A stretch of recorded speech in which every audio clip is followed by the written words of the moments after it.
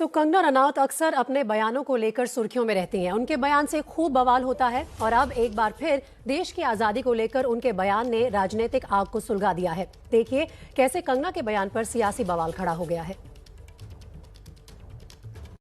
तुम्हारी कंगना रनौत कला सिनेमा। राष्ट्रपति जी को तुरंत पद्म अवार्ड वापस लेना चाहिए। यह व्यक्ति जो हैं इस सत्तारूढ़ दल की सोच को दर्शाती है।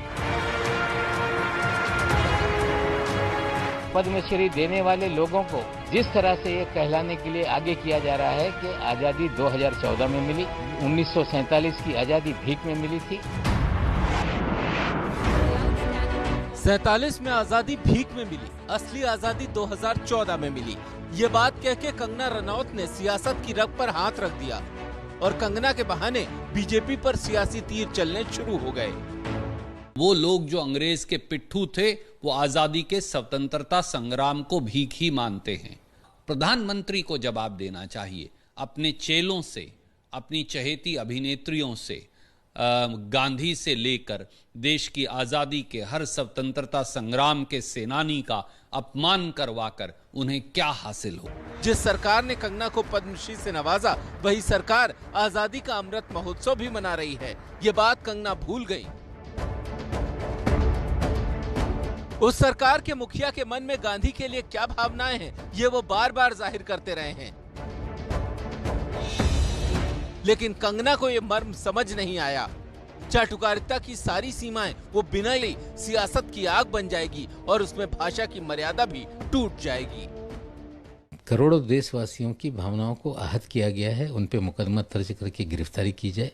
और मुझे लगता है जो महिला मलाला क्रीम लेती रहती है, लगता है मलाला क्रीम का ओवरडोज हो गया, इस तरह से उलझुल बातें कर रही हैं। भारतीय जनता पार्टी की ये कोशिश है, लगातार ये प्रयास है कि देश के इतिहास को तोड़ ममोड़ कर पेश किया जाए, इतिहास को बदलने की बात का वो करते रहे। किसान आंदोलन के खिलाफ कंगना सोशल मीडिया में बहुत एक्टिव थी। अब बारी राकेश टिकैत की थी।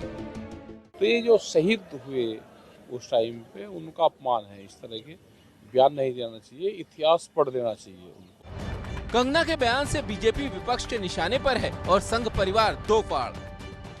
1947 में जो स्वतंत्रता मिली वो विभाजन के रूप में मिली, वो अखंडता के रूप में नहीं मिली, वह सद्भाव, भाईचारे और एकता के रूप में नहीं मिली, खून खराबे के रूप में मिली। इसलिए लोगों को लगता है कि स्वतंत्रता, स्वराज अभी भी अधूरा है। देश की आज़ादी लाखों लोगों के शहादत के बाद मिली है।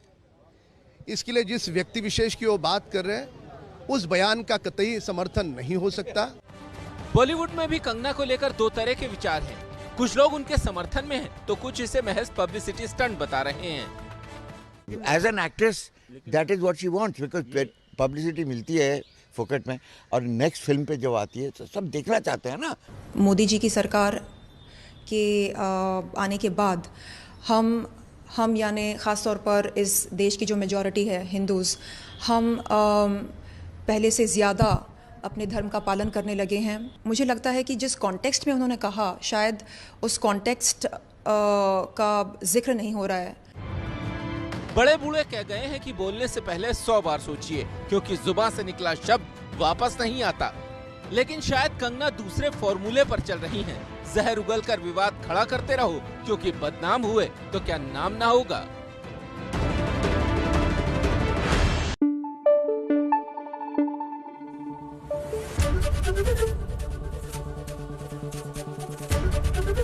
एबीपी न्यूज आपको रखे आगे।